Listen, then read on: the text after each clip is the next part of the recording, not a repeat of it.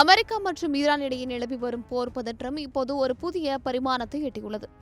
ஈரானை ராணுவ ரீதியாக முடக்குவது ஒருபுறம் இருக்க, இப்போது அந்த நாட்டின் பொருளாதாரத்தை அடியோடு சிதைக்க அமெரிக்கா ஒரு மாபெரும் ராஜதந்திர நகர்வை மேற்கொண்டுள்ளது.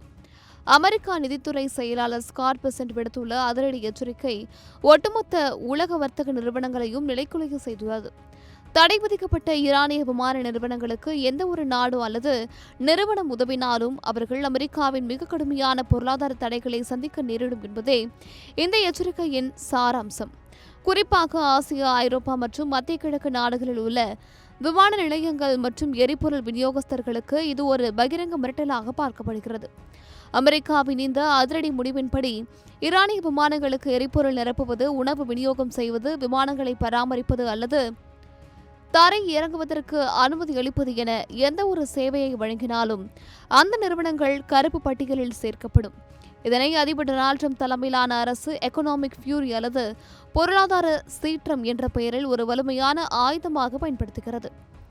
இதன் மூலம் ஈரானுடன் நேரடியாக போர் புரியாத நாடுகளையும் ஈரானுடன் வர்த்தக உறவு வைத்துள்ள நிறுவனங்களையும் மிரட்டி பணிய வைக்க அமெரிக்கா திட்டமிட்டுள்ளது. ஒரு நாட்டின் விமான போக்குவரத்து முடக்கப்பட்டால் அது அந்த நாட்டின் சர்வதேச தொடர்புகளை இடையோடு துண்டித்துவிடும் என்பதுதான் இதில் உள்ள சூட்சுமம்.